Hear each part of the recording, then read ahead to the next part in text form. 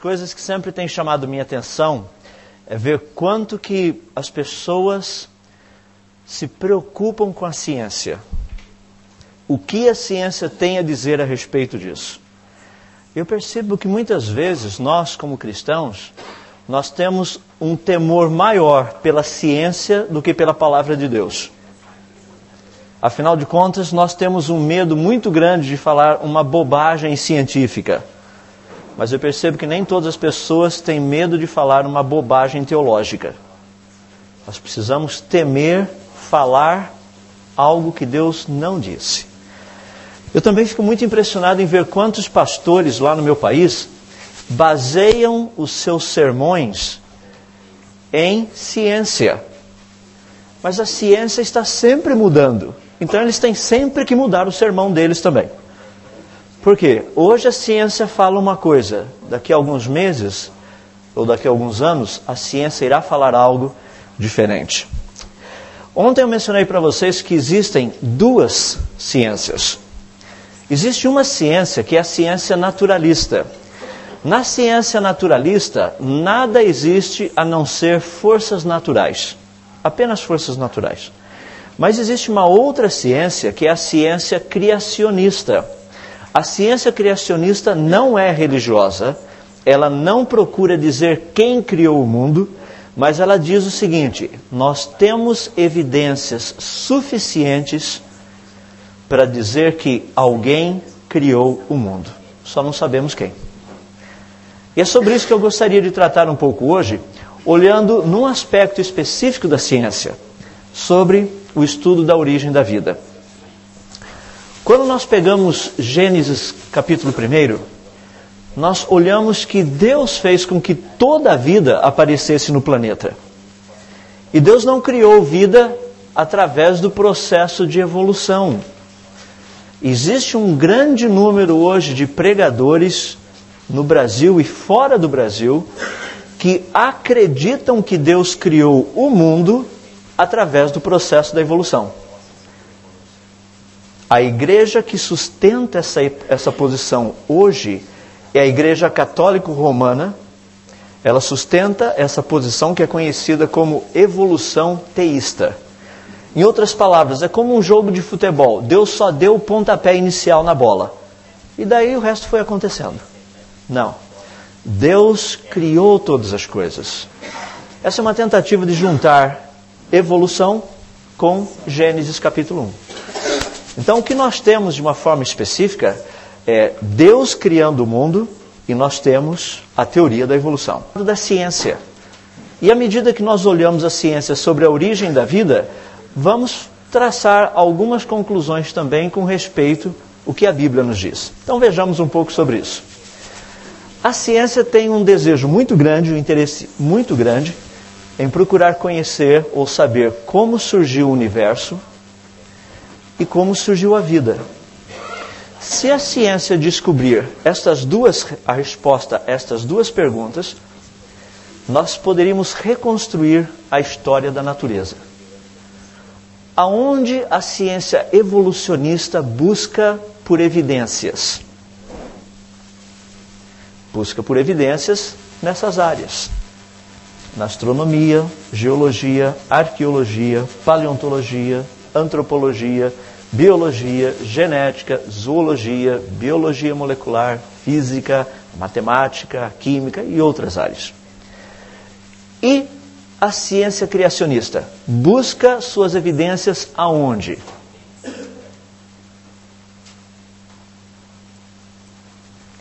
Nas mesmas áreas. Na astronomia, na geologia, na arqueologia, paleontologia, antropologia, biologia, genética, zoologia. Muitas pessoas falam, mas eu pensei que eles buscassem a base na Bíblia. Não. A ciência criacionista, ela não tenta provar que a Bíblia está correta. Ela não tenta provar que Deus existe. Não é esse o alvo da ciência. Então vamos estudar um pouquinho a respeito para podermos entender. Ontem eu havia mencionado a vocês a questão das duas cosmovisões.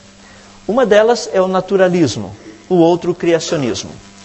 No naturalismo, nós trabalhamos com aquilo que é chamado de geração espontânea. Geração espontânea significa o aparecimento do universo, da vida, todas essas coisas, através de processos espontâneos, sem necessidade nenhuma de um criador. Por outro lado, o criacionismo fala de uma criação sobrenatural. Na criação sobrenatural, ele trata também do aparecimento do universo e da vida, tendo uma causa inteligente por trás. Essa é a diferença. Agora, as duas ciências, as duas cosmovisões, trabalham com evidências. Só por curiosidade, como surgiu o universo? Qual a teoria que as pessoas têm ensinado hoje de como o universo surgiu? É a teoria chamada do Big Bang. A teoria do Big Bang é uma teoria de uma explosão. Deixe-me fazer algumas perguntas relacionadas com essa teoria apenas para nós entendermos. Primeira, quantas explosões vocês conhecem que criaram alguma coisa boa? Já pensou que ótimo se a teoria do Big Bang funcionasse? Você quer construir uma igreja, um templo. O que você faz? Compre os tijolos, faça uma pilha de tijolos. Compre os sacos de cimento, coloque em cima dos tijolos.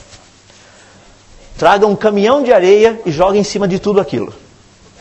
E depois faça o quê? Compre dinamite, coloca lá no meio e plum, explode. Você vai ver um monte de tijolos subindo e voando e de repente os tijolos começam a cair todos organizados, vão formando as paredes, vão formando o púlpito, formando todas as coisas.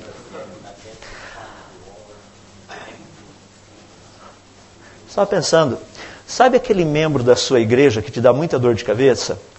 Sabe como melhorar a vida dele? Segundo a teoria do Big Bang, você deveria explodi-lo. Explode que aquele irmão vai se tornar uma bênção. Isso acontece? Não, não acontece. Você vai ter pedaços de irmão para todo lugar. O que eu quero dizer é que a única explosão conhecida pelo ser humano que não destruiu nada é chamado de Big Bang. E por incrível que se pareça, essa explosão criou o mundo.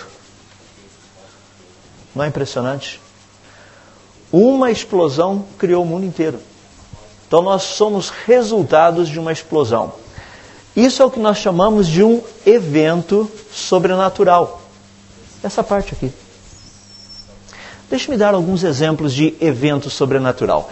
Porque quando os criacionistas falam de um ato sobrenatural, imediatamente os cientistas falam, isso daí é religioso.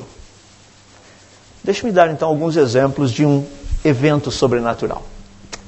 Certa vez, um povo tinha sido escravo por muitos anos numa terra aqui na África, no Egito.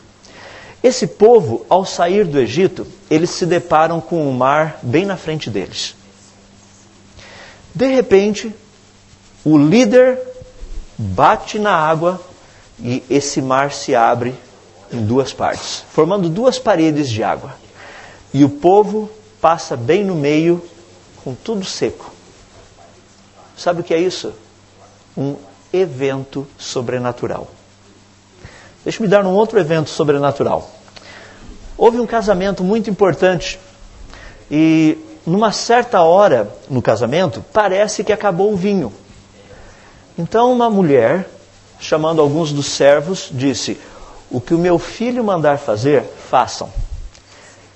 E aquele filho fala para aqueles servos, tragam para mim algumas talhas para pôr água dentro. E eles trouxeram 6. Essas talhas cabiam mais ou menos de 100 a 120 litros cada uma. Esse filho pede para encher essas talhas de água até no topo. E daí, depois que essas talhas estão cheias, ele fala, leva lá para o mestre-sala, aquele homem que cuida de toda a cerimônia. Se você fosse um servo, você faria isso? Eu acho que tem alguma coisa errada, porque ele pediu para colocar água, eles estão esperando vinho. Mas esse filho disse, pode levar.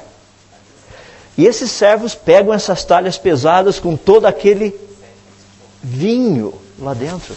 Não era mais água, era vinho. O que aconteceu? Água, agora vinho? Isso é um evento sobrenatural. O Big Bang é um evento sobrenatural. O Big Bang é um milagre. Essa é a palavra que nós damos para um evento sobrenatural. Agora, por que a proposta criacionista é religiosa e a proposta naturalista é científica, sendo que as duas começam com um milagre? As duas tratam de um milagre. Então, quando nós pensamos nessas coisas, existe uma certa briga aí fora relacionada com a questão da nossa cosmovisão. Dentro do naturalismo, eu acho que a nossa pilha está acabando. Não a minha, mas do sistema.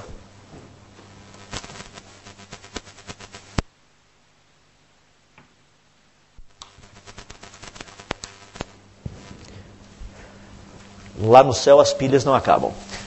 Bom, lá no céu nós não precisamos nem de pilha. Na cosmovisão naturalista, tratando da questão da vida, vida teria surgido há bilhões de anos atrás e teria evoluído até chegar hoje.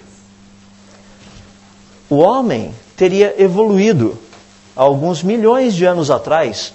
Homens e macacos teriam tido um ancestral comum que, com o passar do tempo, produziram homens e macacos. Essa é a visão naturalista.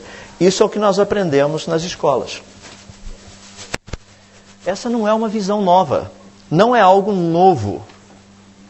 Essa ideia do naturalismo já era discutido na Grécia Antiga, cerca de mais ou menos 500 a 600 anos antes de Cristo. Tales de Mileto dizia que o mundo tinha evoluído da água. Empédocles de Agrigento dizia que sobrevive o que está melhor capacitado. São ideias antigas, essas ideias não são novas. Quando nós pensamos em termos da cosmovisão criacionista, o aparecimento do universo e da vida é algo recente. Nós estamos tratando de alguns milhares de anos. Lembrem-se que a ciência criacionista não fala de 6.000. Mas ela fala que é um universo, uma terra recentes. Eles são recentes. Fala da complexidade da vida e da diversidade da vida. Essa ideia também não é uma ideia nova, a questão do criacionismo. Eu sei que a Bíblia trata disso, mas os filósofos gregos também já discutiam isso há 500 anos antes de Cristo. Platão dizia que o universo havia sido criado, feito por um criador, por meio de um plano racional. E que o universo não é eterno, ele teve um começo e vai ter um fim. Aristóteles dizia que o universo foi criado e é eterno. Mas no sentido que ele teve um começo, mas não vai ter um fim. Então nós temos ideias entre criação e evolução que já estão aí há mais de 2.500 anos. 2.500 anos. Agora, algo que me impressiona muito é que a cosmovisão criacionista, ela é uma posição científica, embora muitas pessoas digam que ela é só religiosa. Não, ela é científica. E ela é sustentada por cientistas do passado e também do presente. Deixa eu me dar alguns exemplos do passado. Pessoas me perguntam, quantos criacionistas ilustres nós temos na história? São mais de 300. Deixe-me dar apenas alguns. O pai da astronomia, chamado Johannes Kepler, era um cristão, aceitava a Bíblia como sendo a palavra de Deus e acreditava que o mundo foi criado pelo Deus da Bíblia. Isaac Newton, pai da chamada física clássica, era criacionista e aceitava a Bíblia como sendo a palavra de Deus. E aceitava o Deus da Bíblia como sendo o Criador. Leonhard Euler, o pai das funções na área da matemática, acreditava que o universo foi criado e que o Deus da Bíblia era o criador do universo.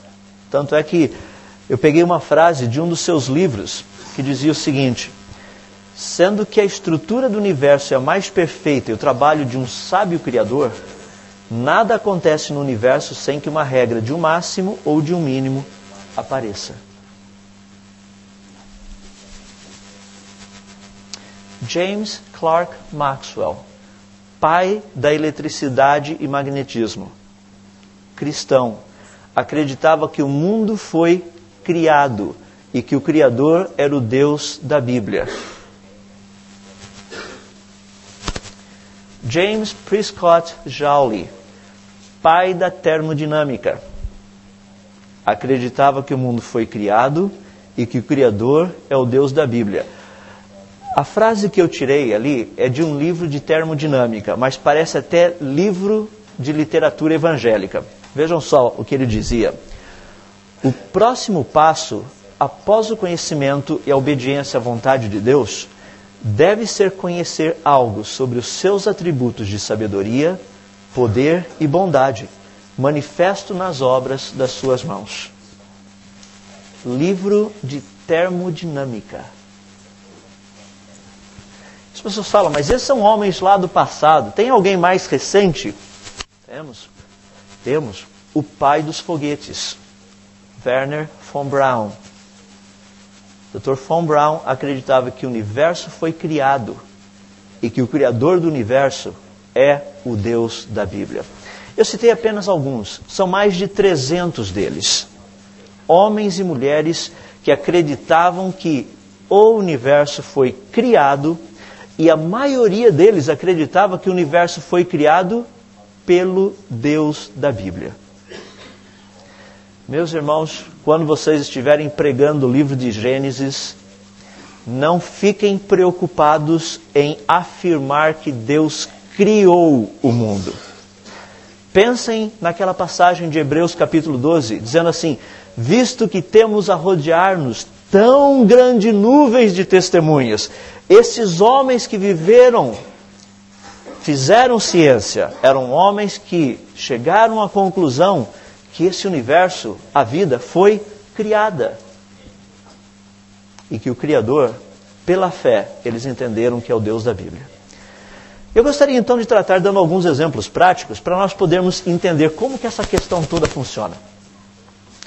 Mencionei, portanto, as duas posições, naturalismo e criacionismo. Dentro da evolução da vida, a confusão que existe pode ser esclarecida por aqui. Por exemplo, o que teria acontecido para a vida chegar até hoje? O evolucionismo explica.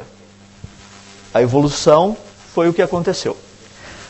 Quem explica a evolução? Darwin. Darwin explica como a evolução teria acontecido. Mas Darwin não explicou tudo. Daí apareceu um grupo de cientistas para explicar aquilo que Darwin não tinha explicado. É o que nós chamamos de neodarwinismo. Mas eles também não conseguiram explicar tudo, daí surgiu um outro grupo de cientistas com a chamada teoria sintética. Para explicar aquilo que o neodarwinismo não explicou, para explicar aquilo que o darwinismo não explicou, para explicar o que é a evolução. Bom, deu para entender como é que tem muita gente pensando muita coisa por aí. E no criacionismo? Qual é a base do criacionismo? A base do criacionismo é a teoria chamada do design inteligente. O design inteligente diz que tudo ao olharmos ao nosso redor, nós veremos sinais de inteligência.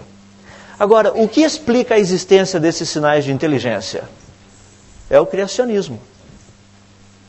O criacionismo diz, coisas inteligentes são feitas espontaneamente? Não, elas são criadas. Agora, o que explica a existência de um criacionismo?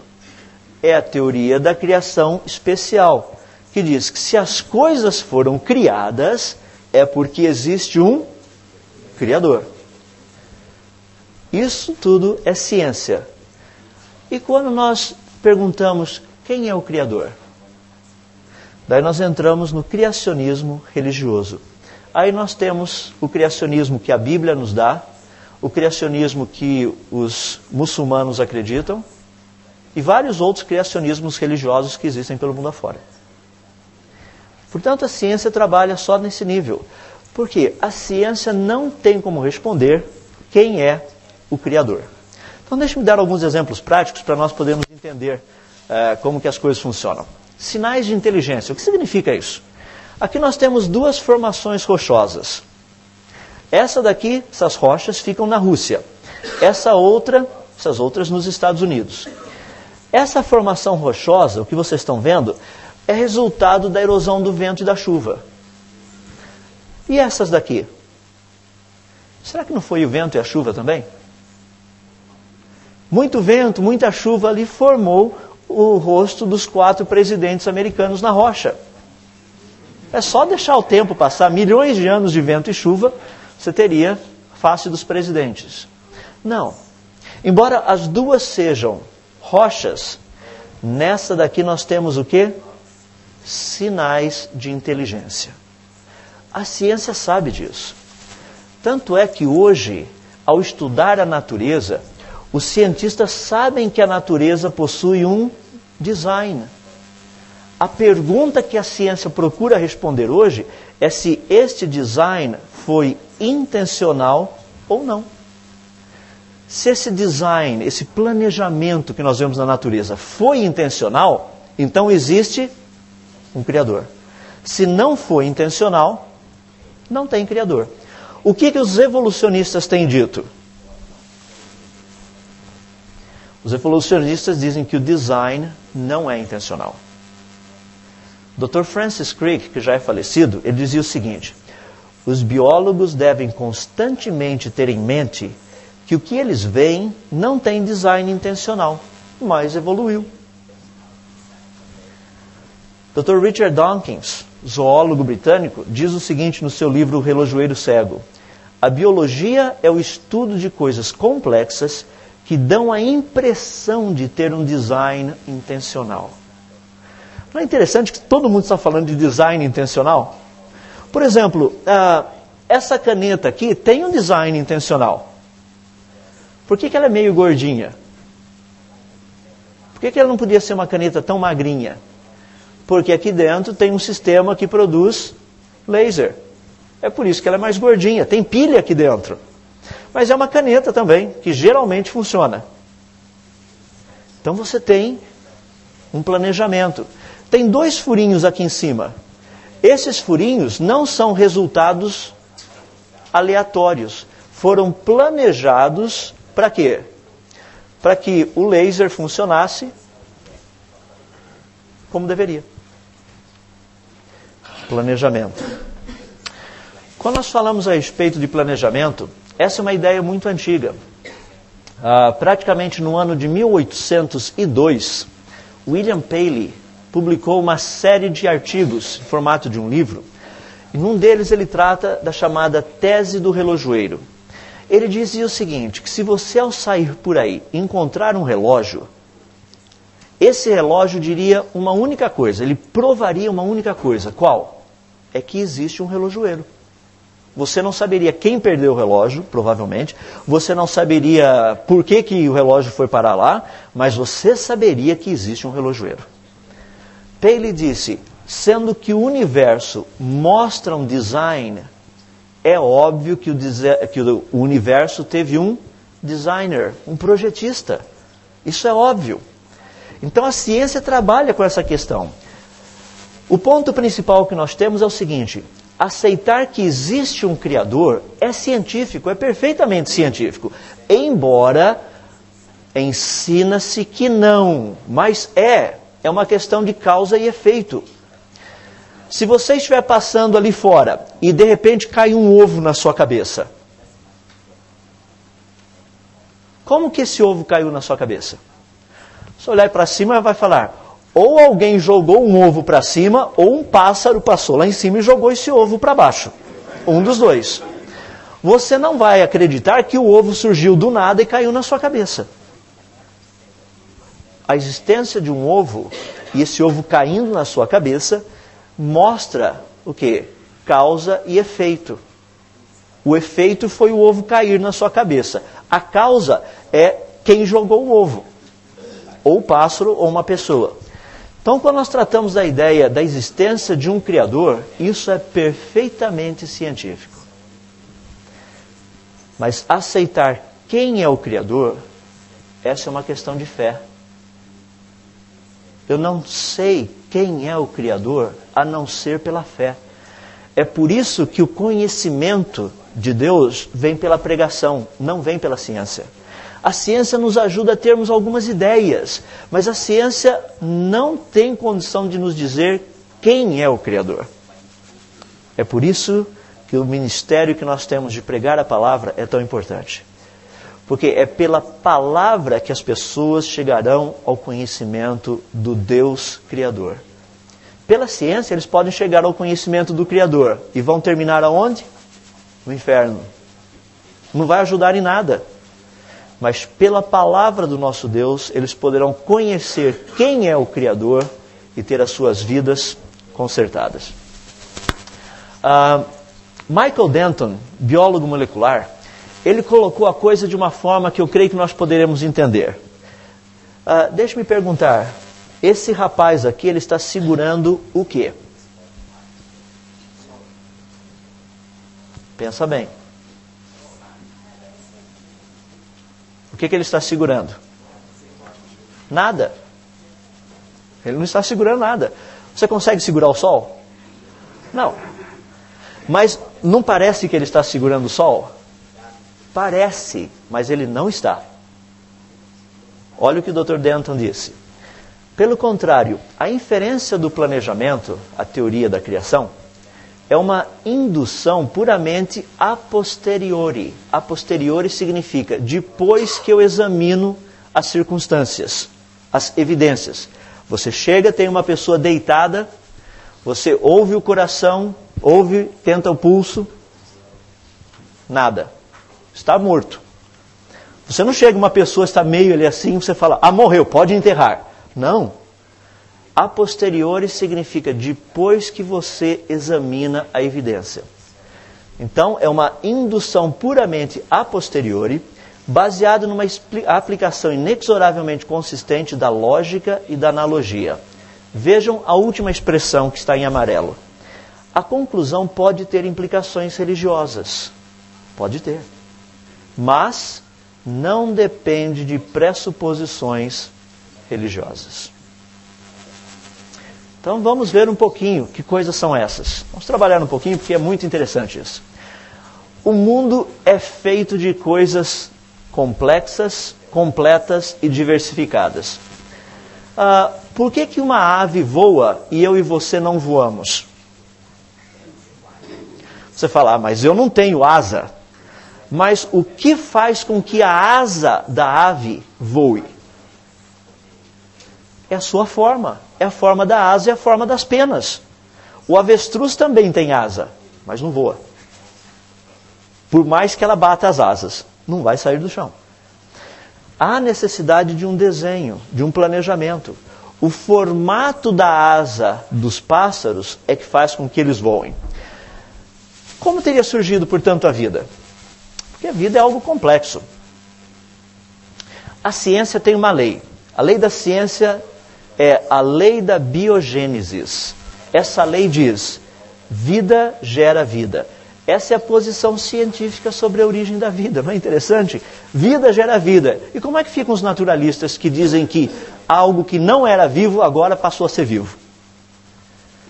Qual a posição bíblica? É da lei da biogênesis.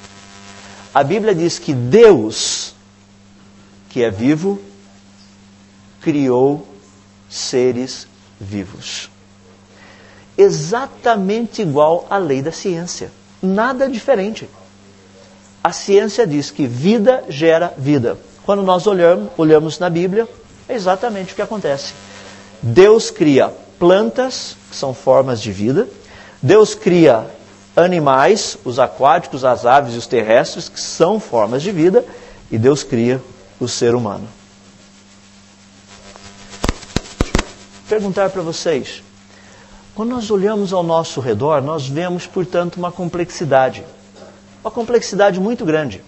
Ontem à noite eu disse para vocês que eu e você começamos do tamanho de um ponto num livro. Mais ou menos daquele tamanho. Ali dentro desse pontinho tem um fiozinho todo enrolado, muito pequenininho, que nós chamamos de código genético, DNA. Uma pessoa que tem 1,75 m, mais ou menos, que pese por volta de uns 70 a 75 quilos, ela teria cerca de mais ou menos 100 trilhões de células no seu corpo. Se eu pegar o DNA de cada uma dessas células, esse fiozinho que tem dentro de cada uma das células, emendar todos os pedacinhos e começar a esticar. Se eu pegar o de uma célula, daria um fiozinho fininho de 2,10 metros. Sabe o que significa quanto de fiozinho tem uma pessoa que tenha 1,75 m de altura? Ela tem fiozinho suficiente para ir daqui até a Lua 550 mil vezes. E a Lua está a 384 mil quilômetros de distância da gente. Isso é informação genética dentro de você, dentro de mim. Simples. Você está brincando. É muito complexo. Só para você ter uma ideia, como seria possível colocar toda essa informação dentro de um espaço tão pequenininho assim? Existe o fiozinho, e esse fiozinho é muito fininho, porque eu falei para vocês, 2,10 metros de altura é o fiozinho dentro de cada célula, todo enroladinho. Se desenrolarmos, então, nós teríamos esse fiozinho com 2,10 metros. Qual a espessura do fio? Se você pegar uma régua que tenha 1 milímetro, pegue esse 1 milímetro e divida em 1000 pedacinhos. Daí você tira um pedacinho. Isso é 1 micrômetro. Agora, não derruba o pedacinho não, segurei. Pega esse pedacinho agora e divida em mais 1000 pedacinhos. Pegue 2. Isso daí são 2 nanômetros. Essa é a espessura do código genético, desse fiozinho dentro da célula. O que é interessante a respeito disso é que tem tanta informação dentro dele, mas tanta informação, que nós, seres humanos, ainda não conseguimos fazer nada que consiga colocar tanta informação num lugar tão pequenininho. Você pensa que DVD consegue guardar muita coisa? Consegue nada. Só para você ter uma ideia, só para comparação.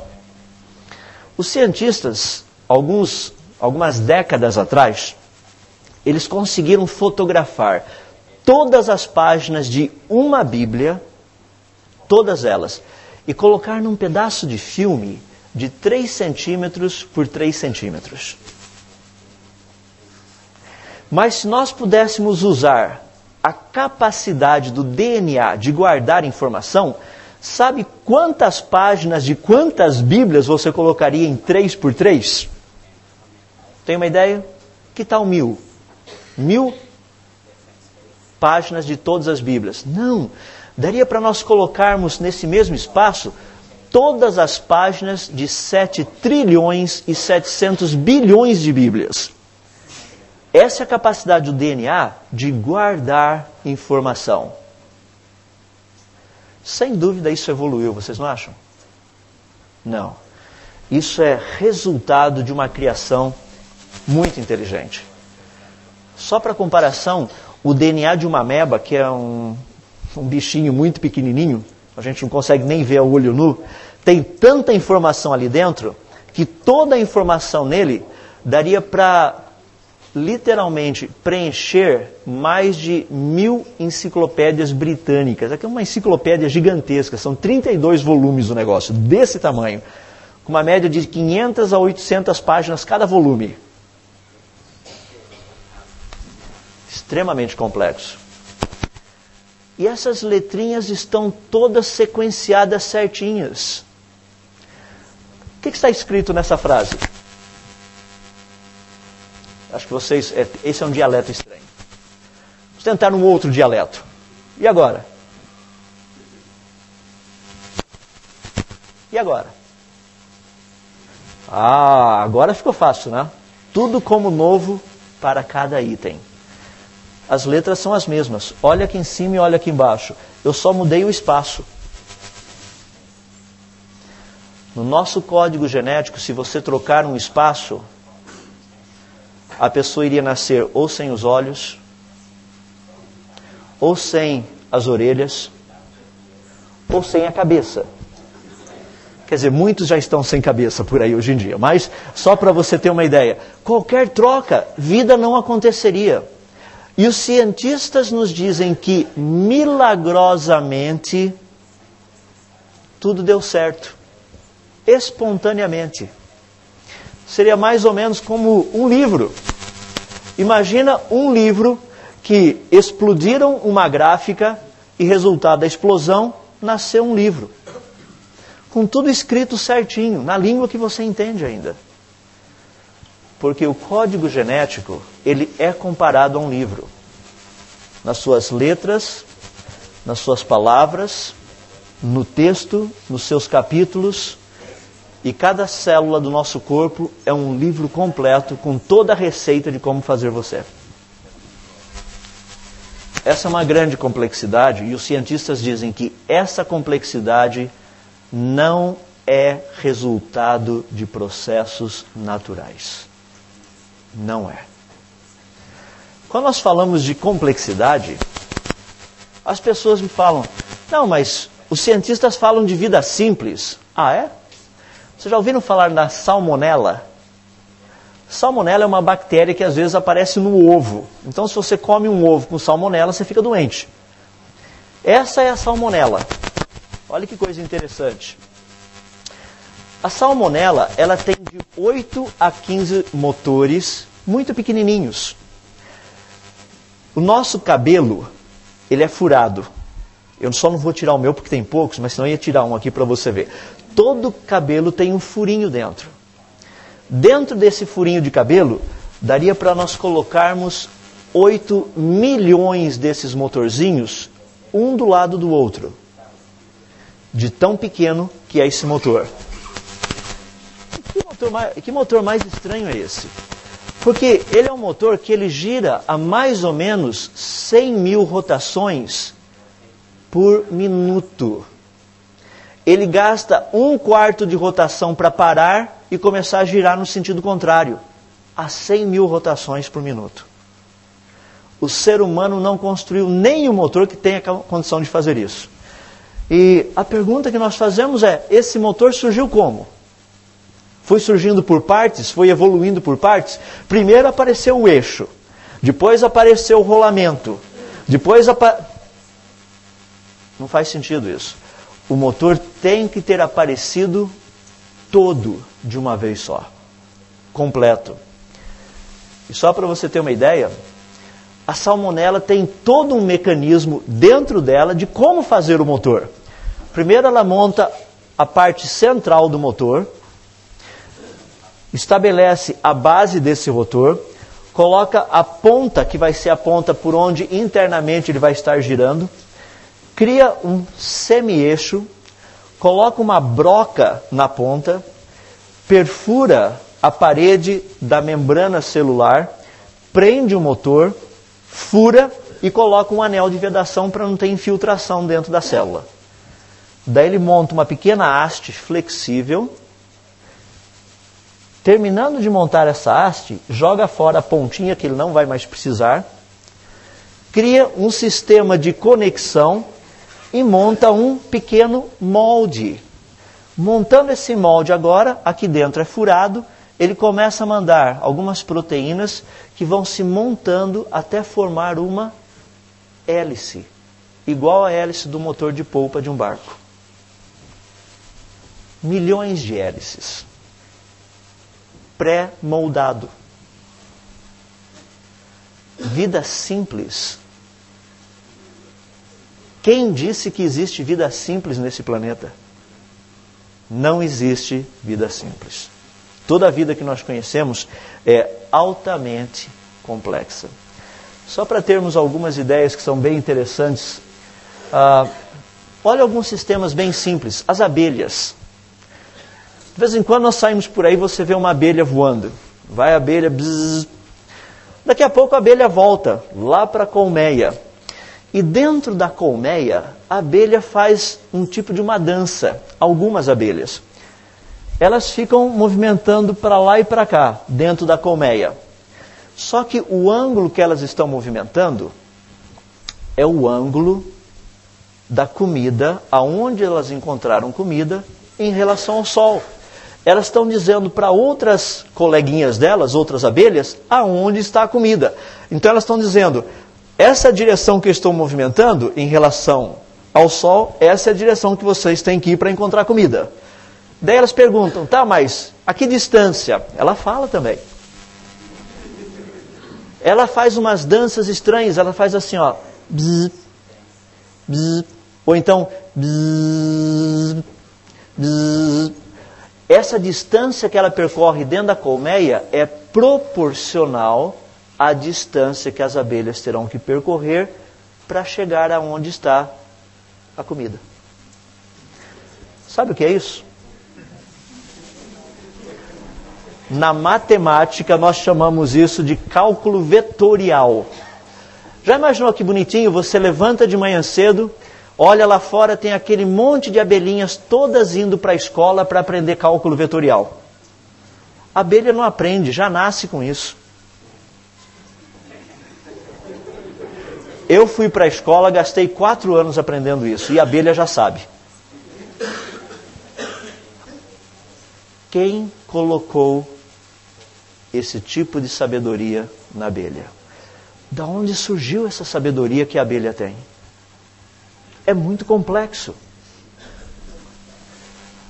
Todos vocês já viram, agora não sei o nome do bicho, agora vamos ver como é que funciona. A lagartixa, como é que vocês chamam? Aquele bichinho que fica pendurado aí no teto, andando. É lagartixa que vocês chamam?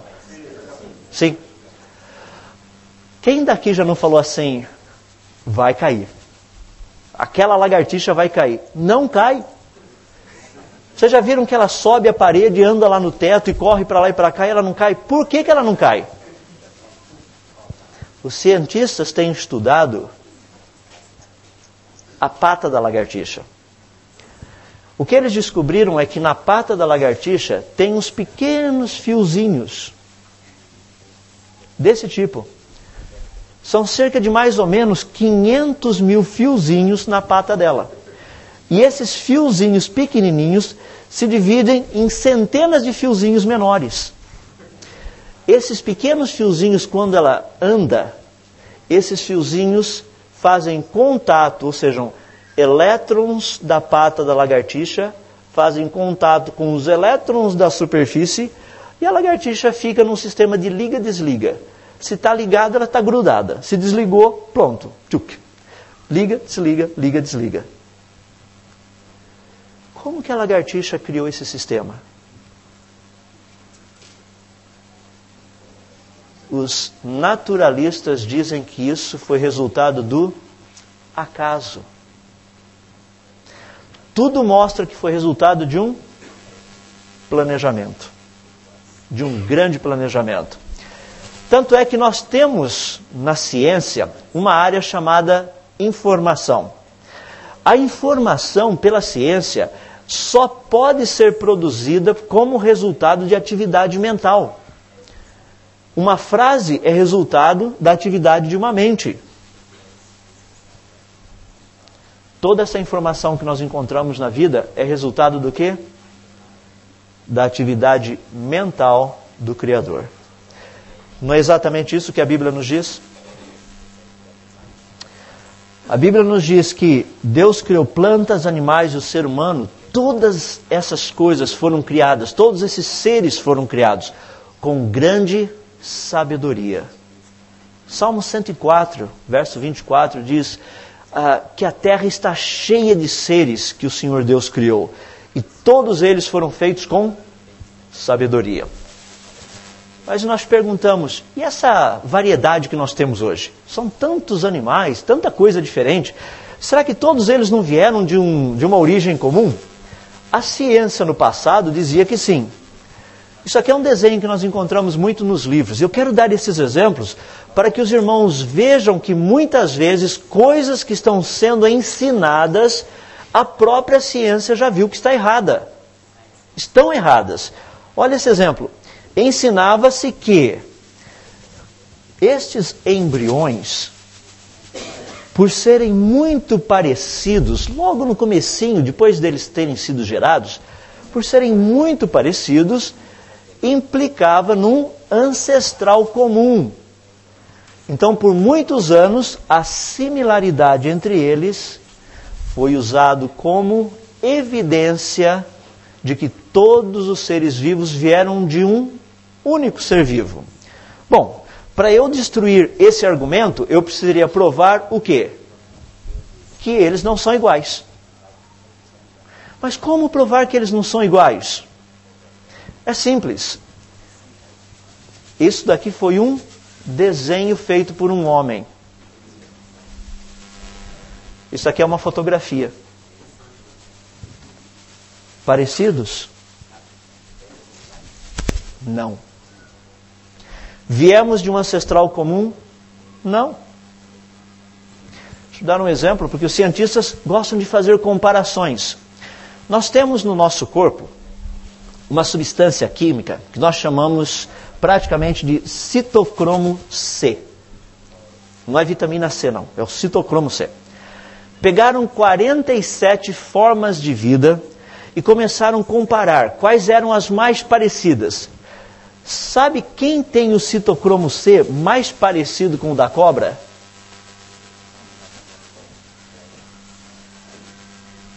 Nós.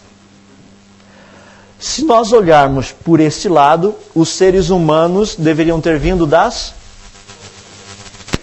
tem muitas pessoas aqui, vocês brincam com a sogra também ou não? Não, né?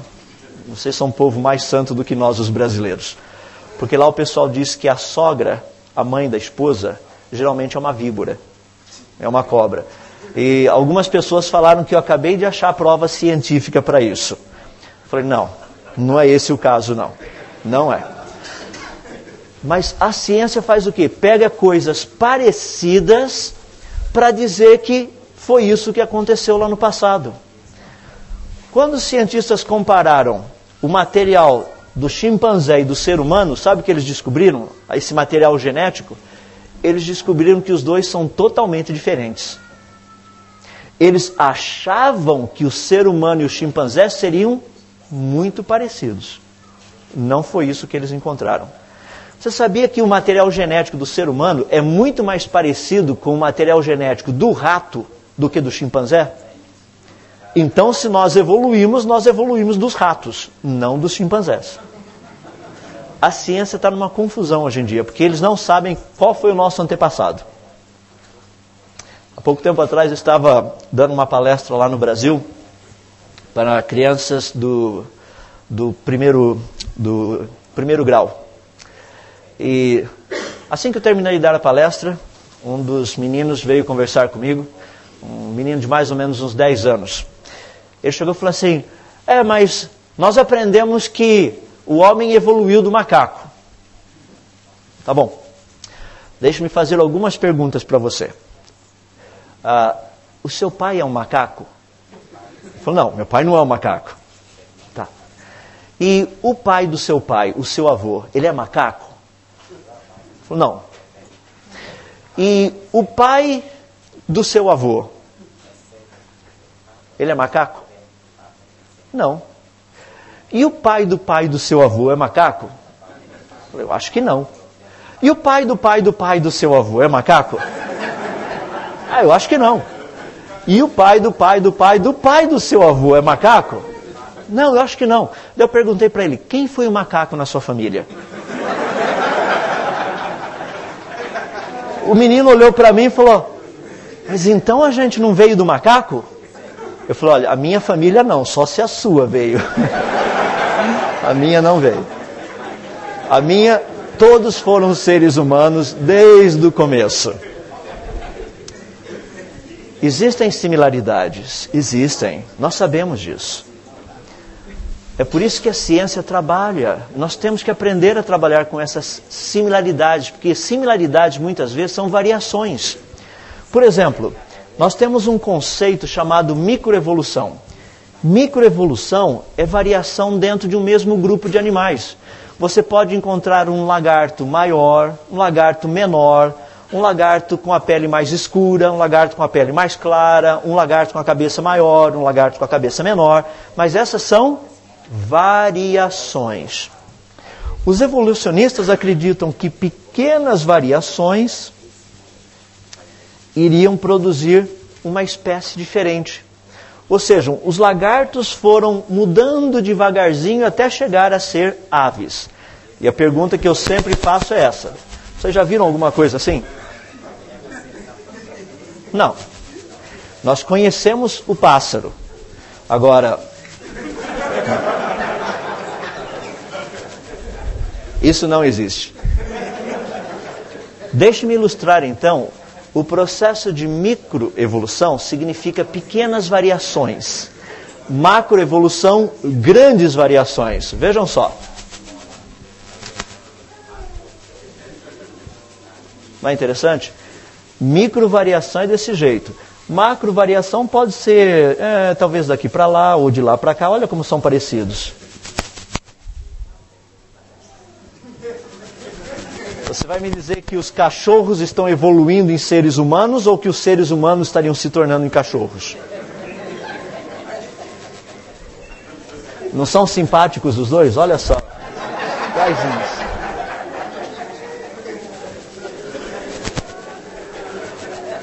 O que nós temos, o que nós sabemos é que as pequenas variações, independente da quantidade de tempo que você der, nunca vai produzir uma macroevolução. Nunca. E a ciência sabe disso. Porque muitas vezes a aparência é mera coincidência. Deus fez coisas parecidas. Fez. Deus criou seres humanos e Deus criou chimpanzés. São parecidos? Sim. Um veio do outro? Não. Seres humanos Deus criou para adorá-lo. Chimpanzés para alegrar a nossa vida. Quem que não gosta de ir no zoológico e ver aquele monte de chimpanzés brincando? Agora, você não vai ver um chimpanzé de manhã cedo lá no zoológico, bravo, falando, todo zangado, perguntando, cadê o meu jornal? Ninguém esqueceram de trazer o jornal para o chimpanzé? Ele não lê, ele não sabe ler. Ele nunca vai aprender a ler. Não é uma característica, uma capacidade que Deus deu a ele. São parecidos? Sim. São iguais? Não. Deus criou com propósitos totalmente diferentes. Então, quando nós pensamos a respeito dessas coisas, existem questões que são muito importantes, e eu gostaria apenas tratar mais algumas delas. Por quê? Quando nós pensamos na variedade das coisas, nós conhecemos a lei de Mendel. A lei de Mendel é uma lei que diz que de uma geração para outra, existem apenas recombinação de material genético. Não existe a formação de novo material genético. Por exemplo, quantos daqui já são pais? Você já é pai? Por favor, levanta a mão. Muito bem. Quando você foi lá ver o seu filho ou a sua filha, o seu filho ou a sua filha nasceu com asa? Não. Nasceu com uma cauda? Não. Não é interessante que seu filho ou sua filha nasceu com braços e pernas como você? Não é interessante que à medida que seu filho ou sua filha vão crescendo, você olha e fala, o olho é parecido com o meu, a orelha é parecido com o da mãe, o cabelo parece o meu, os dedos parecem o da mãe. Por quê? Porque o seu filho pegou características suas e da sua esposa. Ele não criou coisa nova. Ele apenas misturou o que já existia. Só isso. A ciência sabe disso. O que a ciência, portanto, sabe é que existem espécies diferentes. Não é interessante que o livro de Gênesis nos diz que Deus criou cada um deles segundo a sua espécie? É exatamente do jeito que a ciência tem descoberto. Mas e se Deus criou tudo completo, complexo, tudo bonito, como que a gente tem tanta coisa errada ainda no mundo? Crianças que nascem cegas, gente que nasce defeituosa. Isso é resultado do que nós chamamos de mutações. Mutações são alterações indesejáveis. E a evolução nos diz que algumas mutações foram boas. As que nós conhecemos são ruins. Mas a evolução diz que tem algumas mutações que são boas. A mutação está relacionada com uma das leis da ciência.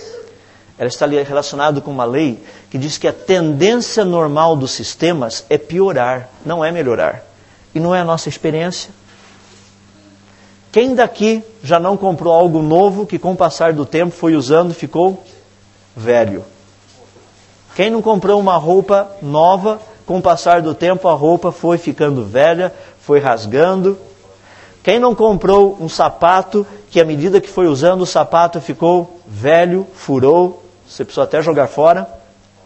Quantos compraram um sapato velho e começaram a usar e o sapato foi ficando cada vez mais novo? Isso só aconteceu com o povo de Israel lá no deserto, né? Fora disso, não. Essa é uma lei. Existe uma lei que diz que a tendência de todas as coisas é piorar. É interessante porque Deus mencionou a respeito disso lá no Jardim do Éden. Deus falou depois do pecado de Adão, falou, olha, daqui para frente as coisas não vão mais funcionar tão do jeito que você pensa, não. Eu, inclusive, tinha um amigo, ele sempre vinha conversar comigo, e ele dizia algo que é muito interessante. Tem dia que parece que as coisas não dão nada certo, né? Tudo dá errado, você levanta, quer fazer uma coisa, não está funcionando e coisas. Dá a impressão que tem dia que tudo dá errado. Esse meu amigo costumava dizer o seguinte, dê graças a Deus que algumas coisas deram certo, porque a tendência é de todas as coisas darem errado. É uma lei que a gente conhece. A tendência é de tudo dar errado. Mas pela graça de Deus, algumas coisas ainda dão certo. Portanto, quando nós pensamos em termos dessas alterações, elas são reais. Agora, deixe-me terminar tratando de um ponto que tem mexido muito e chamado muita atenção. Nós estamos questionando várias coisas e vimos que, em termos da ciência, o que nós temos visto é que vida só poderia ter sido criada. E vida, ao ser criada, ela foi criada com uma grande complexidade, mostrando a grande inteligência do Criador. Mas temos um problema sério a ser resolvido aí.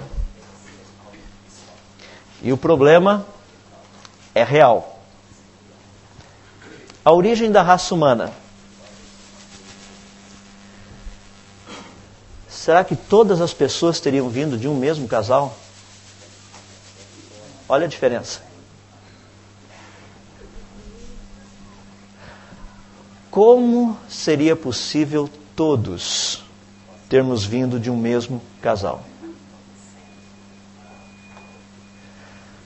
Alguma vez você já pensou a respeito disso? Qual era a cor de Adão e Eva?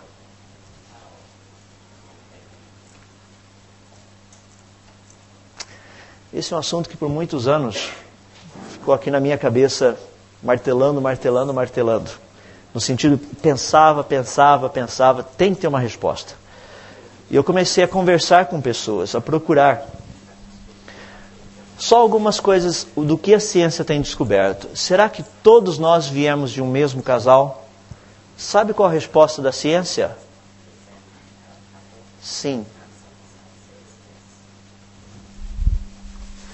No ano de 1987, uma pesquisadora investigou um pedacinho daquele material que eu falei para vocês agora de pouco, que é o código genético. Tem um material na nossa célula que é chamado de DNA mitocondrial. O DNA mitocondrial, ele só é passado de uma geração para outra através da mãe. Eu tenho o DNA mitocondrial da minha mãe. As minhas filhas têm o DNA mitocondrial da minha esposa. Elas não têm o meu. E a minha esposa tem o DNA mitocondrial da mãe dela. E a mãe da minha esposa pegou o DNA mitocondrial da mãe dela. Não Mandela, a mãe dela. Foi da mãe dela, da mãe dela, da mãe dela. E o que essa pesquisadora fez? Ela começou a comparar o DNA mitocondrial. Ela pegou pessoas aqui do continente africano, pessoas da América do Sul, pessoas da América Central, pessoas da América do Norte, pessoas da Europa, pessoas da Ásia, pessoas da Austrália, de todos esses lugares, e começou a comparar o DNA mitocondrial. Sabe qual a conclusão? O material do DNA mitocondrial é exatamente igual. Isso significa que todos os seres humanos vieram de uma única e mesma mulher. A ciência sabe disso. A ciência só não sabe qual é o nome da mulher, mas eu e você sabemos. Qual o nome da mulher? Eva. Está na Bíblia. Agora, a ciência gastou para esse estudo quase 5 milhões de dólares. Eu disse aos pesquisadores que por 100 mil dólares eu daria o nome da mulher. Mas eles não quiseram aceitar, então não tem problema. Não, eu não ofereci 100 mil dólares pelo nome dela, não. Um outro grupo de pesquisadores, eles começaram a estudar pequenas variações que eles descobriram nesse DNA mitocondrial. Porque essas pequenas variações poderiam servir como um relógio. Um grupo que fez uma pesquisa, praticamente o primeiro grupo, trabalhando em 1998, eles desenvolveram todo um trabalho usando uma metodologia. Eles chegaram à conclusão de que essa mulher tinha vivido há cerca de mais ou menos uns 100 mil anos atrás. Um segundo grupo fez um trabalho muito mais preciso.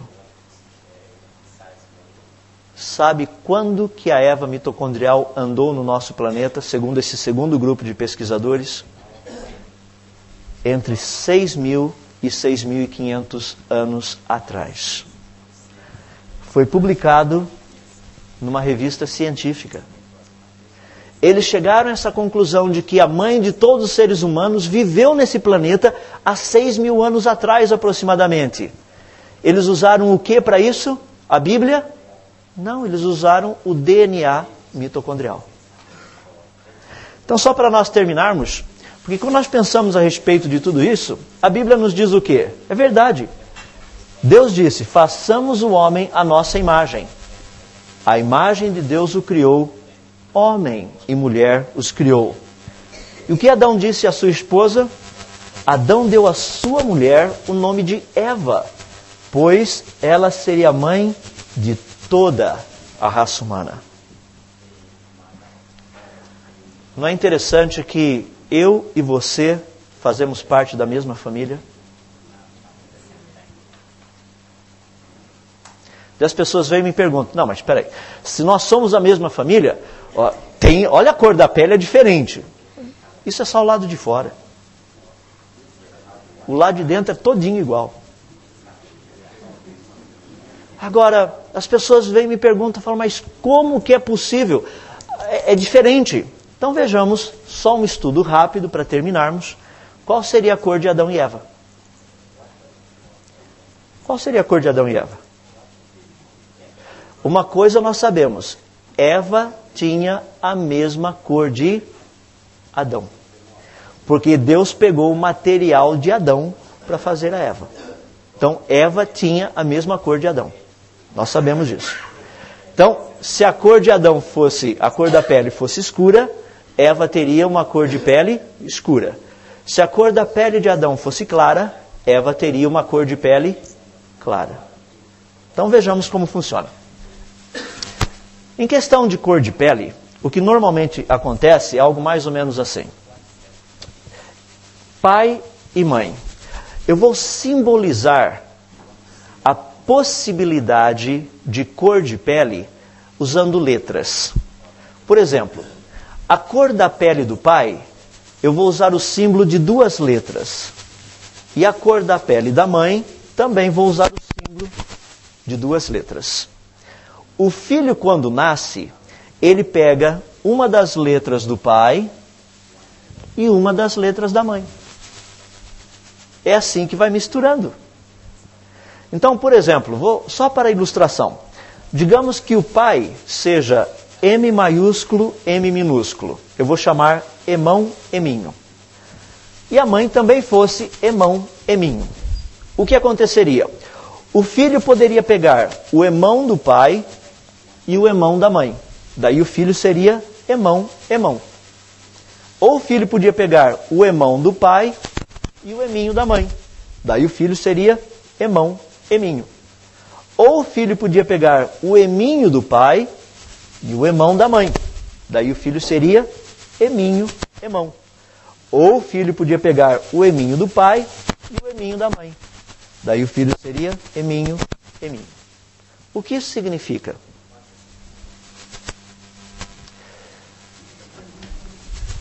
Agora nós vamos ver o que significa. Se o pai fosse Emão, Emão, isso significa cor escura. Portanto, se Adão fosse Emão, Emão, Eva também seria Emão, Emão. Todos os filhos teriam qual cor? Emão, Emão. Portanto, todos os filhos teriam pele escura. Como teriam aparecido então os de pele clara no planeta? Vamos inverter a situação. Agora eu vou usar Eminho, Eminho. Isso é para pele clara. Se Adão fosse Eminho, Eminho, Eva também seria Eminho, Eminho. Quais são as possibilidades de combinação? Só Eminho, Eminho. Todos os filhos seriam, portanto, o quê? Eminho, Eminho, seriam de pele clara. Se Adão e Eva fossem de pele clara, nós jamais teríamos as pessoas de pele escura no planeta. Então, Adão não tinha pele clara e Adão também não tinha pele escura. Isso significa o quê? Que nós aqui somos os extremos. É interessante, né? Mas e se Adão e Eva fossem Emão, Eminho? Adão seria Emão, Eminho, Eva seria Emão, Eminho. Um dos filhos de Adão e Eva poderiam nascer Emão, Emão. Pele escura. Um outro filho poderia nascer com o Emão de Adão e o Eminho de Eva, que seria da mesma cor deles. Ou um outro filho poderia nascer com o Eminho de Adão e o Eminho de Eva teria uma pele clara. Que cor de pele é essa? É a cor da pele do solo. Se nós tivéssemos uma variação muito grande, só para você ter uma ideia, eu simbolizei apenas com 2 letras a cor da pele. Mas são muitas mais letras. Se nós tivéssemos, por exemplo, 4 letras para podermos mostrar a cor da pele, essas seriam todas as cores de pele que nós poderíamos ter. Mas são mais letras. Quanto maior o número de letras, maior a possibilidade de combinação. Mas sempre começando como? Um casal que estaria aqui no meio. É interessante porque a cor de pele, que é classificada Emão, Eminho, é a cor de pele que os geólogos também conhecem, que é a cor do solo. Não é interessante que o nome Adão significa da terra ou da cor da terra?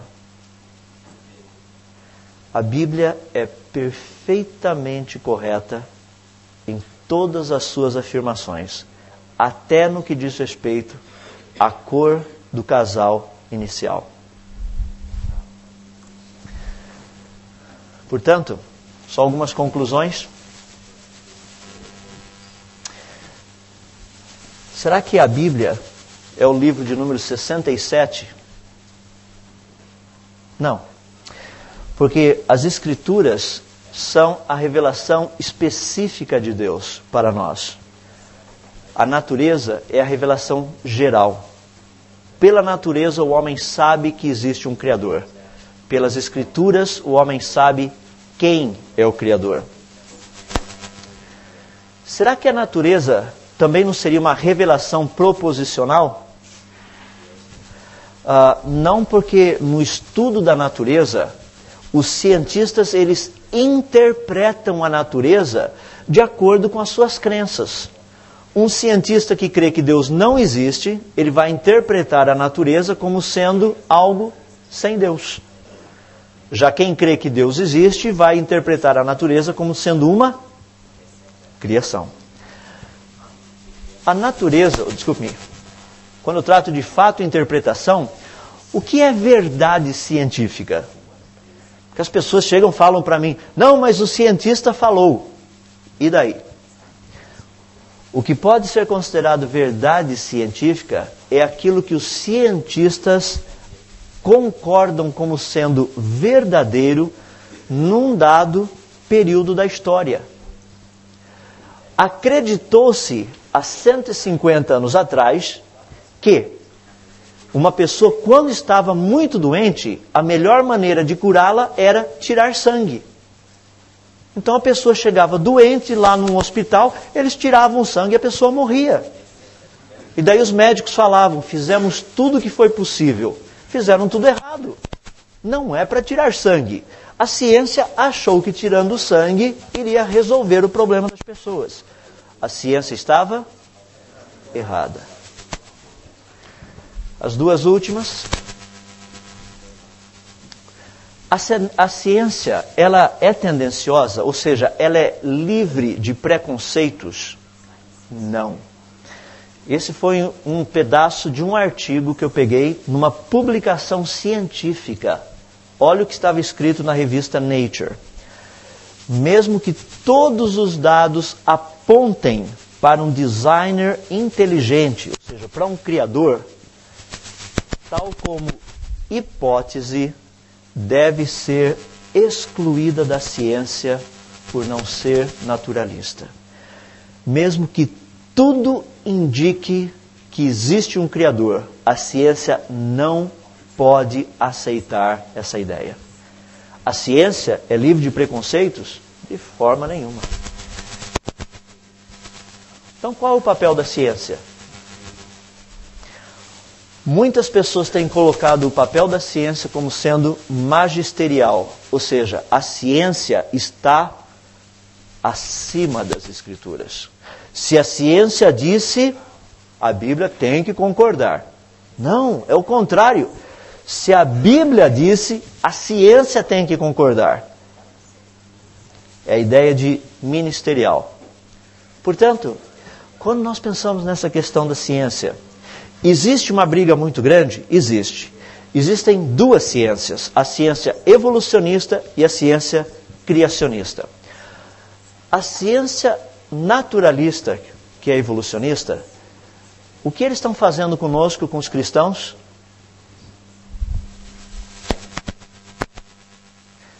Essa é a ilustração. Eles estão atirando na base de todo o nosso pensamento. Eles têm ensinado os nossos jovens, os nossos filhos e filhas, que Deus não existe e que o mundo todo é resultado do acaso. Toda a estrutura bíblica está em cima dos primeiros 11 capítulos de Gênesis. É ali que nós aprendemos sobre o sacrifício, é ali que nós aprendemos sobre o pecado, É ali que nós aprendemos sobre a família, é ali que nós aprendemos sobre a divisão das línguas, a existência dos povos, tecnologia, o que você puder pensar está nos 11 primeiros capítulos de Gênesis. Se você puder provar que os primeiros 11 capítulos de Gênesis são mitologia, todo o resto da Bíblia foi embora. Como ter uma pregação com poder se não acreditarmos que os primeiros 11 capítulos da Bíblia são exatamente a descrição daquilo que aconteceu? E eles são. A ciência nos diz isso. Eu espero que os irmãos não tenham vergonha de pregar sobre Gênesis capítulo 1 do jeito que está na Bíblia. Essa é uma pregação que tem poder. Essa é uma pregação que dá esperança para o povo. Porque existe um Criador que fez todas as coisas. E um Criador que fez todas as coisas com sabedoria. Tem muita coisa para a gente trabalhar na área de ciências. E é por isso que eu os desafio a não desistir. E pregar todo o preceito de Deus. Vamos orar. Estou passando a palavra ao Carlos. Senhor nosso Deus, mais uma vez, nós somos tão gratos a Ti. Porque o Senhor que criou essa beleza do universo, criou a beleza da vida também. Nós, ao estudarmos um pouco da vida, estamos começando a entender a beleza de tudo aquilo que o Senhor fez. Nós não entendemos tudo, pelo contrário, nós entendemos muito pouco ainda. Mas o pouco que nós entendemos, já ficamos maravilhados com respeito à Tua sabedoria, ao Teu poder e principalmente, ó Deus, a beleza da Tua grande inteligência. Senhor, eu peço para que, ao pregarmos a Tua palavra, não venhamos a esquecer, nunca, não venhamos a esquecer que o Senhor é o Deus que criou todas as coisas. Possamos ser relembrados vez após vez que a boa ciência não está em conflito com a Bíblia, mas a boa ciência fala exatamente aquilo que a Bíblia tem dito. Porque a Tua palavra, ela é a verdade. Mas a ciência é a busca pela verdade. Eu peço a Deus para que na vida dos irmãos aqui possa haver sempre um desejo sincero e honesto de buscar pelo Senhor, pela Tua palavra, e buscar honestamente aquilo que o Senhor tem para cada um de nós. Assim nós oramos pedindo essas bênçãos do Senhor e agradecidos mais uma vez. E apresentamos esses pedidos humildemente em nome do Senhor Jesus. Amém.